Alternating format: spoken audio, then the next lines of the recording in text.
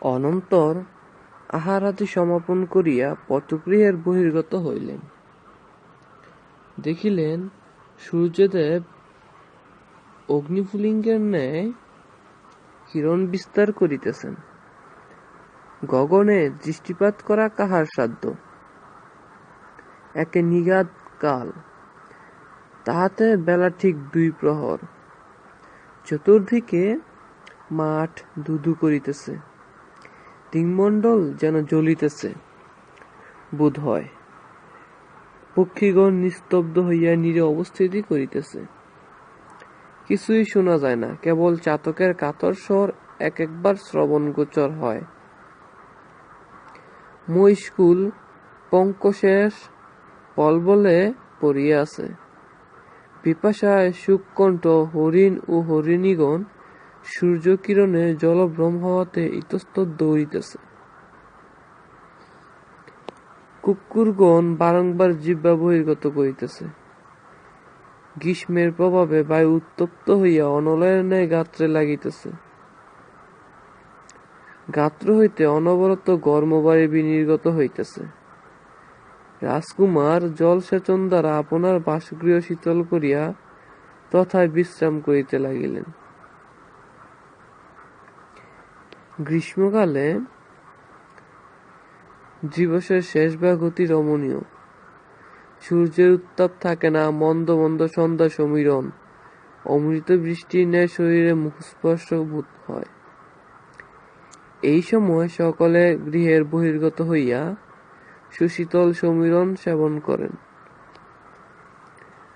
প্রফুল্ল অন্তঃকরণে তরুগণের শ্যামল শোভা দেখিতে এবং দিঙ্মণ্ডলের শোভা দেখিয়া সাতিশয় আনন্দিত হয়। রাজকুমার সন্ধ্যাকালে পটগৃহের বহির্গত হইলেন এবং আকাশমণ্ডলের চমৎকার শোভা দেখিতে লাগিলেন। নিশীথ সময়ে চন্দ্রোদয়ে পৃথিবী জ্যোৎস্নাময় হইলে প্রয়াণসূচক শঙ্খধ্বনি হইল। স্কন্দাবারস্থিত সেনাগণ উজ্জয়িনী দর্শনে সাতিশয় উৎসুক ছিলেন। শঙ্খধ্বনি শুনিবা মাত্র অমনি সুসজ্জ হইয়া গমন করিতে আরম্ভ করিল। যামিনী প্রভাত হইবার সময় স্কন্দাবার উজ্জয়িনীতে আসিয়া পৌঁছিল। বৈশম্পায়নের বৃত্তান্ত নগরে পূর্বেই প্রচারিত হইয়াছিল। পৌরজনেরা রাজকুমারকে দেখিয়া হতহস্মি বলিয়া রুদন করিতে লাগিল। রাজকুমার ভাবিলেন, পৌরজনেরা যখন এরূপ বিলাপ করিতেছে, না জানি পুত্র শোকে মনোরমা ও শুকনাশের কত দুঃখ ক্লেশ হইয়া থাকিবে। ক্রমে রাজবাটির দ্বারদেশে উপস্থিত হইয়া অশ্ব হইতে অবতীর্ণ হইলেন। রাজা বাটিতে নাই, মহিষীর সহিত শুকনাশের ভবনে গিয়াছেন। এই কথা শুনিয়া তথা হইতে মন্ত্রীর ভবনে গমন করিলেন। দেখিলেন সকলেই বিষণ্ণ। হা বৎস, নির্মানুষ বেলসংকুল ভীষণ গহনে কিরূপ আছে।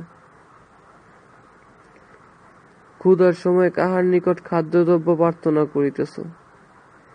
তৃষ্ণার সময় কে জলদান করিতেছে? যদি তোমার নির্জন বনে বাস করিবার অভিলাষ ছিল, কেন আমার সঙ্গে লইয়া যাও নাই? বাল্যবিধি কখনো তোমার মুখ কুপিত দেখি নাই। অকস্মাৎ ক্রোধোদয় কেন হইল?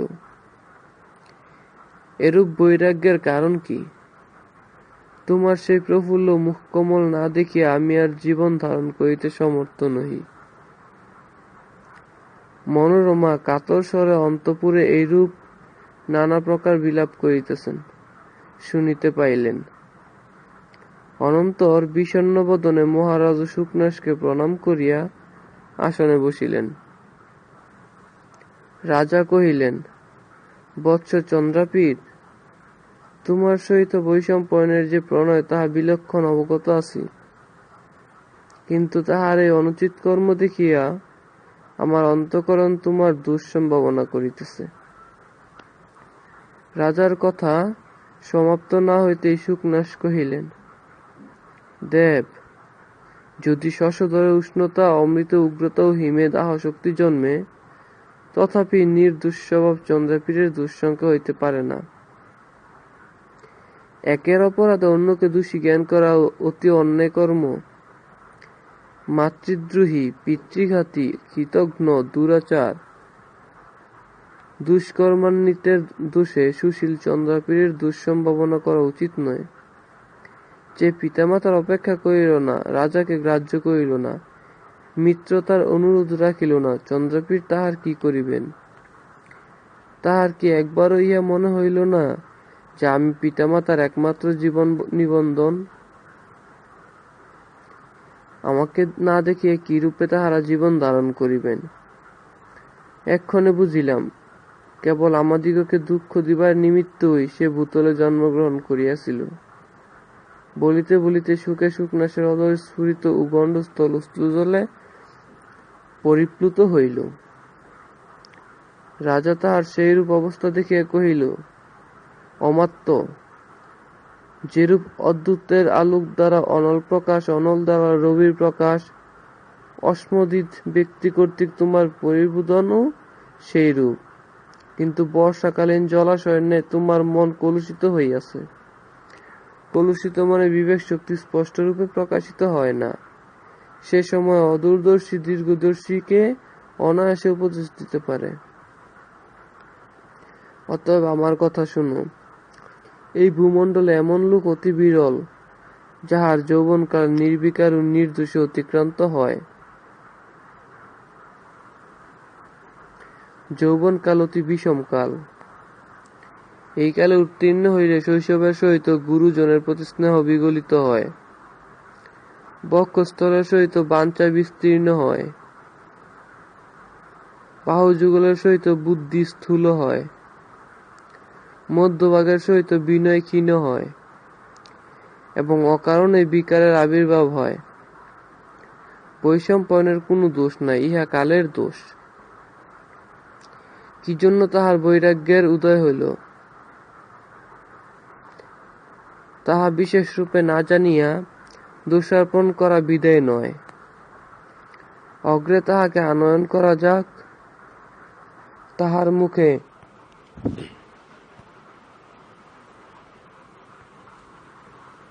সমুদয় বৃত্তান্ত অবগত হইয়া যাহা কর্তব্য পরে করা যাইবেক।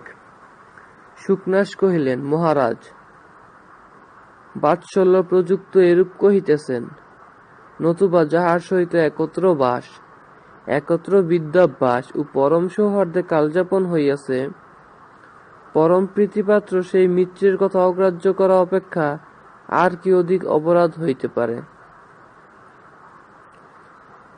চন্দ্রাপীর নিতান্ত দুঃখিত হইয়া বিনয় বচনে কহিলেন, তাপ, এ সকল আমারই দোষ, সন্দেহ নাই। এক্ষণে অনুমতি করুন, আমি স্বীয় পাপের প্রায়শ্চিত্তের নিমিত্ত অচ্ছুত সরোবরে গমন করি এবং বৈষম্পয়নকে নিবৃত্ত করিয়া আনি। অনন্তর পিতামাতা শুকনাসু মনোরমার নিকট বিদায় লইয়া ইন্দ্রিয়োদয়ে আরোহণপূর্বক বন্ধুর অন্বেষণে চলিলেন। শিপ্রা নদীর তীরে সেদিন অবস্থিতি করিয়া রজনীপ্রভাত না হইতেই সমবিহারী লোকদিগকে গমনের আদেশ দিলেন। আপনি অগ্রে অগ্রে চলিলেন, যাইতে যাইতে মনে মনে কত মনোরথ করিতে লাগিলেন। শূরীদের অজ্ঞাতসারে তথায় উপস্থিত হইয়া সহসা কণ্ঠধারণপূর্বক কোথায় পলায়ন করিতেছ বলিয়া প্রিয় সখার লজ্জা ভঞ্জন করিয়া দিব। তদনন্তর মহাশ্বেতার আশ্রমে উপস্থিত হইব। তিনি আমাকে দেখিয়া সাতিশয় আহ্লাদিত হইবেন, সন্দেহ নাই। মহাশ্বেতার আশ্রমে সৈন্য সমস্ত রাখিয়া হেমকূট গমন করিব। তথায় প্রিয়তমার প্রফুল্ল মুখকমল দর্শনে নয়নযুগল চরিতার্থ করিব ও মহাসমারোহে তাহার পানি গ্রহণ করিয়া জীবন সফল আত্মাকে পরিতৃপ্ত করিব। অনন্তর প্রিয়তমার অনুমতি লইয়া মদ লেখার সহিত পরিণয় সম্পাদন দ্বারা বন্ধুর সংসার বৈরাগ্য নিবারণ করিয়া দিব। এইরূপ মনোরথ করিতে করিতে ক্ষুধা, তৃষ্ণা, পথশ্রম ও জাগরণের জন্য ক্লেশকে ক্লেশবোধ না করিয়া দিন যামিনী গমন করিতে লাগিলেন। পথে বর্ষাকাল উপস্থিত। নীলবর্ণ মেঘমালায় গগনমণ্ডল আচ্ছাদিত হইল। দিন করার দৃষ্টিগোচর হয় না। চতুর্দিকে মেঘ, 10 দিক অন্ধকার, দিবারাত্রির কিছুই বিশেষ রইল না। ঘনঘটার গুরুতর গভীর গর্জন ও ক্ষণপ্রভার দুঃসহ প্রভা ভয়ানক হইয়া উঠিল। মধ্যে মধ্যে বজ্রাঘাত ও শিলাবৃষ্টি। অনবরত মুষলধারে বৃষ্টি হওয়াতে নদী সকল বর্ধিত হইয়া উভয় কূল ভঙ্গ করিয়া ভীষণ বেগে প্রবাহিত হইল।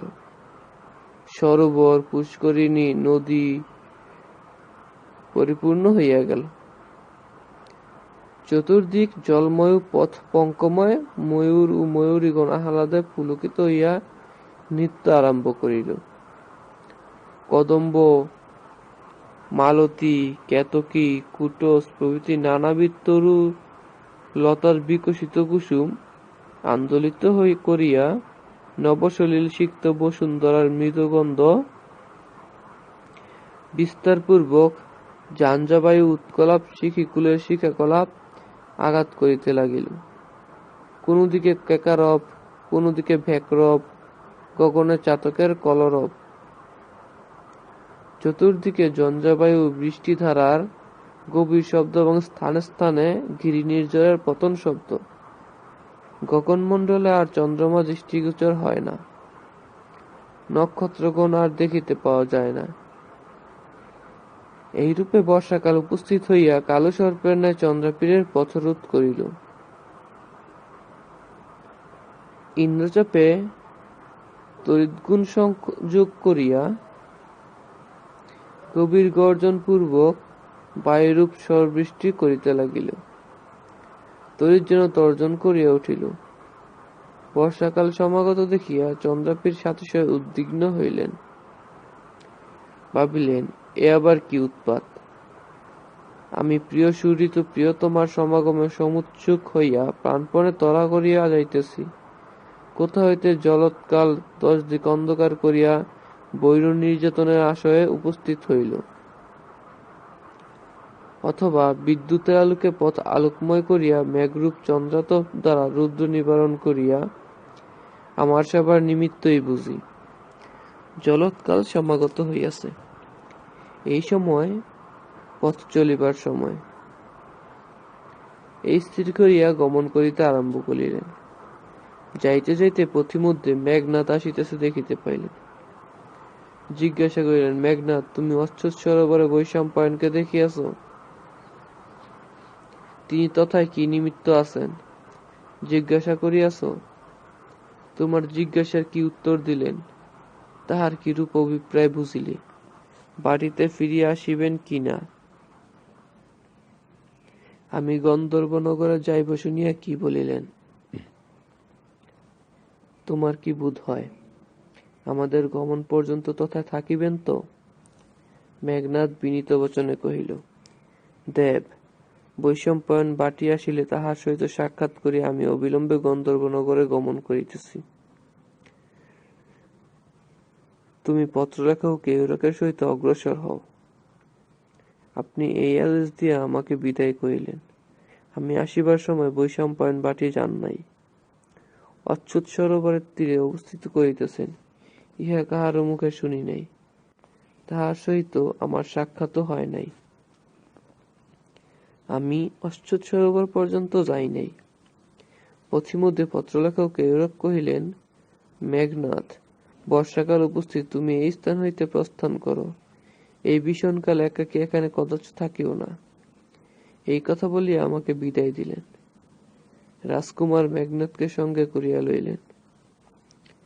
কিছুদিন পরে অচ্ছুত সরোবরের তীরে উপস্থিত হইলেন।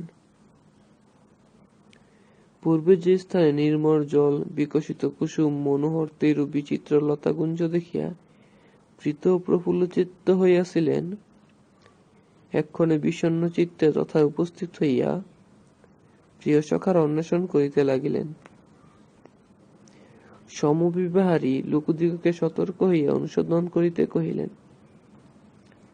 আপনিও তরুগহন তীরভূমি ও লতামণ্ডপ তন্ন তন্ন করিয়া দেখিতে লাগিলেন। যখন তাহার অবস্থানের কোনো চিহ্ন পাইলেন না, তখন ভগ্নোৎসাহ চিত্তে চিন্তা করিতে লাগিলেন, পত্রলেখার মুখে আমার আগমন সংবাদ শুনিয়া বন্ধু যে এখান হইতে প্রস্থান করিয়া থাকিবেন। এখানে থাকিলে অবশ্য অবস্থান চিহ্ন দেখিতে পাওয়া যাইত। বোধ হয় তিনি নিরুদ্দেশ হইয়াছেন। এক্ষণে কোথায় যাই, কোথায় গেলে বন্ধুর দেখা পাই, যে আশা অবলম্বন করিয়া এতদিন জীবন ধারণ করিয়াছিলাম তাহার মূলচ্ছেদ হইল। শরীর অবশ হইতেছে, চরণ আর চলে না, একেবারে ভগ্নোৎসাহ হইয়াছি। অন্তঃকরণ বিষাদ সাগরে মগ্ন হইতেছে, সকলই অন্ধকার দেখিতেছি। আশার কি অপরিসীম মহিমা। চন্দ্রাপীর সরস্বতীরে বন্ধুকে দেখিতে না পাইয়া ভাবিলেন, একবার মহাশ্বেতা আশ্রম দেখিয়া আসি, বোধহয় মহাশ্বেতা সন্ধান বলিতে পারেন। এই স্থির করিয়া ইন্দ্রিয়োদয় পূর্বক তথায় চলিলেন। কতিপয় পরিচারকও সঙ্গে সঙ্গে গেলেন। আসিবার সময় মনোরথ করিয়াছিলেন, মহাশ্বেতা আমার গমনের সাতিশয় সন্তুষ্ট হইবেন এবং আমিও আহ্লাদিত চিত্তে তাহার সহিত সাক্ষাৎ করিব। কিন্তু বিধাতার কি চাতুরী, ভবিতব্যতার কি প্রভাব! মনুষ্যেরা কি অন্ধ এবং তাহাদিগের মনোরথ কি অলীক! চন্দ্রাপীর বন্ধুর বিয়োগে দুঃখিত হয়ে অনুসন্ধানের নিমিত্ত যাহার নিকট গমন করিলেন, দূর হইতে দেখিলেন তিনি শিলাতলে উপবিষ্ট হইয়া অধোমুখে রোদন করিতেছেন। তরলিকা বিষণ্ণ বদনে ও দুঃখিত মনে তাহাকে ধরিয়াছেন। মহাশ্বেতার তাদৃশ অবস্থা দেখিয়া যৎপরোনাস্তি ভীত হইলেন। ভাবিলেন, বুঝি কাদম্বরীর কোনো অত্যাহুতি ঘটিয়া থাকিবে, নতুবা পত্রলেখার মুখে আমার আগমন বার্তা শুনিয়াছেন। এমন সময়ে হৃষ্টচিত্ত থাকিতেন। চন্দ্রাপীর বৈশম্পায়নের অনুসন্ধান না পাওয়াতে উদ্বিগ্ন ছিলেন। তাহাতে আবার প্রিয়তমার অমঙ্গল চিন্তা মনের মধ্যে প্রবেশ করাতে নিতান্ত কাতর হইলেন। শূন্য হৃদয়ে মহাশ্বেতার নিকটবর্তী হইয়া শিলাতলের এক পার্শ্বে বসিলেন ও তরলিকাকে মহাশ্বেতার সুখের হেতু জিজ্ঞাসিলেন। তরলিকা কিছু বলিতে পারিল না, কেবল দীননয়নে মহাশ্বেতার মুখে পানে চাহিয়া রহিল। মহাশ্বেতা বসনাঞ্চলে নেত্রজল মোচন করিয়া কাতর স্বরে কহিলেন, মহাভাগ, যে নিষ্করুণা ও নির্লজ্জা পূর্বে আপনাকে দারুণ সুখ বৃত্তান্ত শ্রবণ করাইয়াছিল, সেই পাপসী এক্ষণও এক অপূর্ব ঘটনা শ্রবণ করাইতে প্রস্তুত আছে। কেয়ুরকের মুখে আপনার উজ্জয়িনী গমনের সংবাদ শুনিয়া যৎপরোনাস্তি দুঃখিত হইলাম। চিত্ররথের মনোরথ মদিরার বাঞ্ছাও আপনার অভীষ্ট সিদ্ধি না হওয়াতে সমধিক বৈরাগ্যের উদয় হইল এবং কাদম্বরী স্নেহ পাশ ভেদ করিয়া তৎক্ষণাৎ আপনাশ্রমে আগমন করিলাম। একদা আশ্রমে বসিয়াছি, এমন সময়ে রাজকুমারের সমবয়স্ক ও সদৃশকৃতি সুকুমার এক ব্রাহ্মণ কুমারকে দূর হইতে দেখিলাম। তিনি এরূপ অন্যমনস্ক যে তাহার আকার দেখিয়া বোধ হইল যেন কোন প্রনষ্ট বস্তুর অন্বেষণ করিতে করিতে এইদিকে আসিতেছেন। ক্রমে নিকটবর্তী হইয়া পরিচিতের ন্যায় আমাকে জ্ঞান করিয়া নিমেষ শূন্য নয়ন আমাকে অনেকক্ষণ দৃষ্টিপাত করিয়া রহিলেন। অনন্তর মৃদুস্বরে বলিলেন, সুন্দরী, এই ভূমণ্ডলে বয়স ও আকৃতির অভিসংবাদিত কর্ম করিয়া কেহ নিঃসম্পদ হয় না, কিন্তু তুমি তাহার বিপরীত কর্ম করিতেছ। তোমার নবীন বয়স, কোমল শরীর, শিরীষ কুসুমের ন্যায় সুকুমার অবয়ব, এ সময় তোমার তপস্যার সময় নয়। মৃণালিনীর তুহিনপাত যেরূপ সাংঘাতিক, তোমার পক্ষে তপস্যার আড়ম্বর সেইরূপ। তোমার মতো নবযুবতীরা যদি ইন্দ্রিয় সুখে জলাঞ্জলি দিয়া তপস্যায় অনুরক্ত হয়, তাহা হইলে মকর কেতুর মোহন স্বর কি কার্যকর হইল। শশধরের উদর, কোকিলের কণ্ঠস্বর, বসন্তকালের সমাগম ও বর্ষা ঋতুর আড়ম্বরের কি ফলোদয় হইল। বিকশিত কমল, কুসুমিত উপবন ও মলয় নীলের কি কর্মে লাগিল। দেব পুণ্ডরীকের সেই দারুণ ঘটনাবধি আমি সকল বিষয়ে নিরুৎসুক ছিলাম। ব্রাহ্মণ কুমারের কথা অগ্নিশিখার ন্যায় আমার গাত্রদাহ করিতে লাগিল। তাহার কথা সমাপ্তি না হইতেই বিরক্ত হইয়া তথা হইতে উঠিয়া গেলাম। দেবতাদিগের অর্চনায় নিমিত্ত কুসুম তুলিতে লাগিলাম। তথা হইতে তরুলীকে ডাকিয়া কহিলাম, ওই দুর্বৃত্ত ব্রাহ্মণ কুমারের অসংগত কথা ও কুৎসিত বাকভঙ্গি দ্বারা বোধ হইতেছে উহার অভিপ্রায় ভালো নয়। উহাকে বারণ করো যেন আর এখানে না আসে, যদি আইসে ভালো হইবে না। তরলিকা ভয় প্রদর্শন ও তর্জন গর্জন পূর্বক বারণ করিয়া কহিল, তুমি এখান হইতে চলিয়া যাও, পুনর্বার আর আসিও না। সেই হতভাগ্য সেদিন ফিরিয়া গেল বটে, কিন্তু আপন সংকল্প একবার পরিত্যাগ করিল না। একদা নিশীথ সময়ে চন্দ্রোদয়ের দিগ্বলয় জ্যোৎস্নাময় হইলে তরলিকা শিলাতলে শয়ন করিয়া নিদ্রায় অচেতন হইল।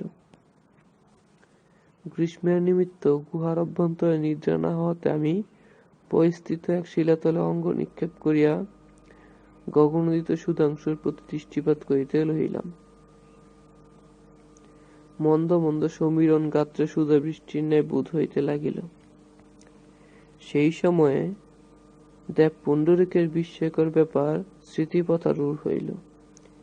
তাহার গুণ স্মরণ হতে খ্যাত করিয়া মনে মনে কহিলাম, আমি কি হতভাগিনী? আমার দুর্ভাগ্যবশত বুঝি দেববাক্য মিথ্যা হইল। কই, প্রিয়তমের সহিত সমাগমের কোন উপায় দেখিতেছি না। কপিঞ্জল সেই সময় গমন করিয়াছেন, অদ্যপি প্রত্যাগত হইলেন না। এইরূপ নানা প্রকার চিন্তা করিতেছি, এমন সময়ে দূর হইতে পদসঞ্চারের শব্দ শুনিতে পাইলাম। যেদিকে শব্দ হইতেছিল সেদিকে দৃষ্টিপাত করিয়া জ্যোৎস্নার আলোকে দূর হইতে দেখিলাম, সেই ব্রাহ্মণ কুমার উন্মত্তের ন্যায় দুই বাহু প্রসারিত করিয়া দৌড়িয়া আসিতেছে। তাহার সেইরূপ ভয়ঙ্কর আকার দেখিয়া সাতিশয় শঙ্কা জন্মিল। ভাবিলাম, কি পাপ! উন্মত্তা আসিয়া সহসা যদি গাত্র স্পর্শ করে তৎক্ষণাৎ এই অপবিত্র কলেবর পরিত্যাগ করিব। এতদিনে প্রাণেশ্বরের পুনর্দর্শন প্রত্যাশার মূল উচ্ছেদ হইল।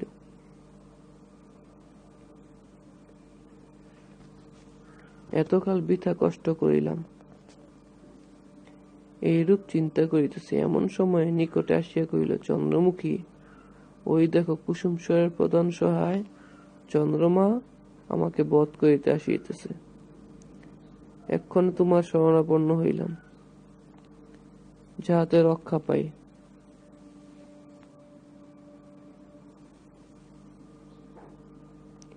তাহার সেই ঘৃণাকর কথা শুনিয়া আমার রোষানল প্রজ্বলিত হইয়া উঠিল। ক্রোধে কলেবর কঁপিতে লাগিল। নিঃশ্বাস বায়ুর সহিত অগ্নিস্ফুলিঙ্গ বহির্গত হইতে লাগিল। ক্রোধে তর্জন গর্জন পূর্বক ভর্ৎসনা করিতে কহিলাম, রে দুরত্তন, এখানে তোর মস্তকে বজ্রাঘাত হইল না? এখনো তোর জিহ্বা ছিন্ন হইয়া পতিত হইল না? এখনো তোর শরীর শত শত খণ্ডে বিভক্ত হইয়া গেল না? বোধ হয় শুভাশুভ কর্মের সাক্ষীভূত পঞ্চমহাভূত দ্বারা তোর এই অপবিত্র অস্পৃশ্য দেহ নিস্মৃত হয় নাই। তাহা হইলে এতক্ষণে তোর শরীর অনলে বশীভূত জলে আপ্লাবিত রসাতলে নিত, বায়ুবেগে শততা বিভক্ত ও গগনের সহিত মিলিত হইয়া যাইত। মনুষ্য দেহ আশ্রয় করিয়াছিস, কিন্তু তোকে তির্যক গতির ন্যায় যথেচ্ছারি দেখিতেছি না। তোর হিতে হিত জ্ঞান ও কার্যকার্য বিবেক কিছুই নেই। তুই একান্ত তির্যক ধর্মাকান্ত। তির্যক জাতিকেই তোর পতন হওয়া উচিত।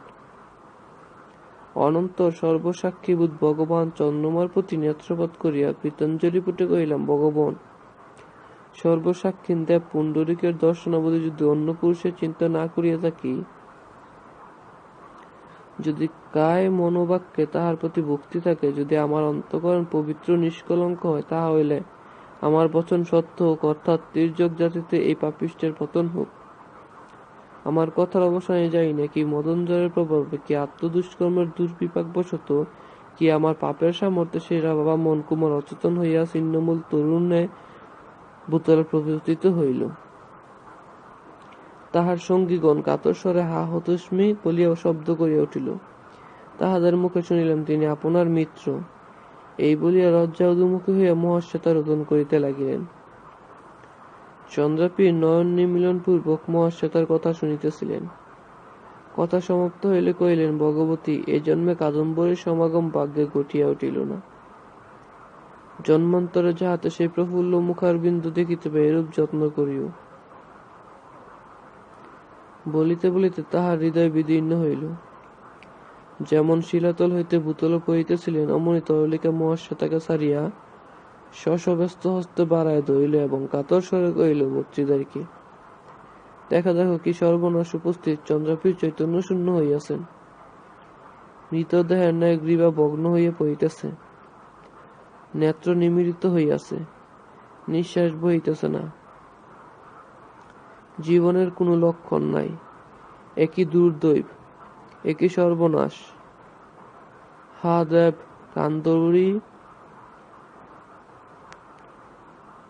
কাদম্বরী প্রাণবল্লভ, কাদম্বরীর কি দশা ঘটিল। এই বলিয়া তরলিকা মুক্তকণ্ঠে রোদন করিতে উঠিল। মহাশ্বেতা সসম্ভ্রমে চন্দ্রাপীরের প্রতি চক্ষু নিক্ষেপ করিলেন এবং সেইরূপ অবস্থা দেখে হতবুদ্ধি ও চিত্রিতের ন্যায় নিশ্চেষ্ট হইয়া রহিলেন। আপাপীয়সী, দুষ্টাবতাবসী, কি করিলি? জগতের চন্দ্র হরণ করিলি। মহারাজ তারাপীরের সর্বস্ব অপহৃত হইল। মহিষী বিলাসবতীর সর্বনাশ উপস্থিত হইল। পৃথিবী অনাথা হইল। হায়, এতদিনের পর উজ্জয়িনী শূন্য হইল। এক্ষণে প্রজারা কাহার মুখ নিরীক্ষণ করিবে? আমরা কাহার শরণাপন্ন হইব? একই বিনা মেঘে বজ্রপাত। চন্দ্রাপীর কোথায়? মহারাজ এই কথা জিজ্ঞাসা করিলে আমরা কি উত্তর দিব? পরিচারকেরা হা হতস্মি বলিয়া উচ্চস্বরে এইরূপে বিলাপ করিয়া উঠিল। ইন্দ্রজিৎ চন্দ্রাপীরের প্রতি দৃষ্টিপাত করিয়া লহিল। তাহার নয়নযুগল হইতে অজস্র অশ্রুবারি বিনির্গত হইতে লাগিল। এদিকে পত্রলেখার মুখে চন্দ্রাপীরের আগমন বার্তা শ্রবণ করিয়া কাদম্বরীর আনন্দের আর পরিসীমা রহিল না। প্রাণেশ্বরের সমাগমে এরূপ সমুৎসুক হইলেন যে তাহার আগমন পর্যন্ত প্রতীক্ষা করিতে পারিলেন না।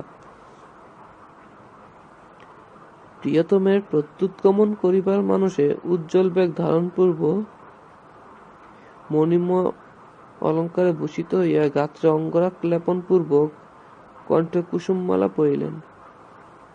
সুসজ্জিত হইয়া কতিপয় পরিজনের সহিত বাটির বহির্গত হইলেন। যাইতে যাইতে মদলেখাকে জিজ্ঞাসিলেন, মদলেখে, পত্রলেখার কথা কি সত্য? চন্দ্রাপীর কি আসিয়াছেন? আমার তো বিশ্বাস হয় না। তাহার তৎকালীন নির্দয় আচরণ স্মরণ হইলে তাহার আর কোন কথার শ্রদ্ধা হয় না। আমার হৃদয় কম্পিত হইতেছে। পাছে তাহার আগমন বিষয়ে হতাশ হইয়া বিষণ্ণ চিত্তে ফিরিয়া আসিতে হয়। বলিতে বলিতে দক্ষিণ চক্ষু স্পন্দ হইল। ভাবিলেন, এ আবার কি? বিধাতা কি এখনো পরিতৃপ্ত হন নাই? আবারও দুঃখে নিক্ষিপ্ত করিবেন? এইরূপ চিন্তা করিতে করিতে মহাশ্বেতা আশ্রমে উপস্থিত হইলেন। দেখিলেন সকলে বিষণ্ণ, সকলের মুখেই দুঃখের চিহ্ন প্রকাশ পাইতেছে। অনন্তর ইতস্তত। দৃষ্টিপাত করিয়া পুষ্পশূন্য উদ্যানের ন্যায়, পল্লবশূন্য তরুর ন্যায়, বাড়িশূন্য সরোবরের ন্যায় প্রাণশূন্য চন্দ্রাপীরের দেহ পতিত রহিয়াছে। দেখিতে পাইলেন। দেখিবা মাত্র মূর্ছাস্পন্ন হইয়া ভূতলে পড়িলেন। অমনি মদলেখা ধরিল। পত্রলেখা অচেতন হইয়া ভূতলে বিলুণ্ঠিত হইতে লাগিল। কাদম্বরী অনেকক্ষণের পর চেতন হইয়া সস্পৃহ লোচনে চন্দ্রাবতীর মুখচন্দ্র দেখিল।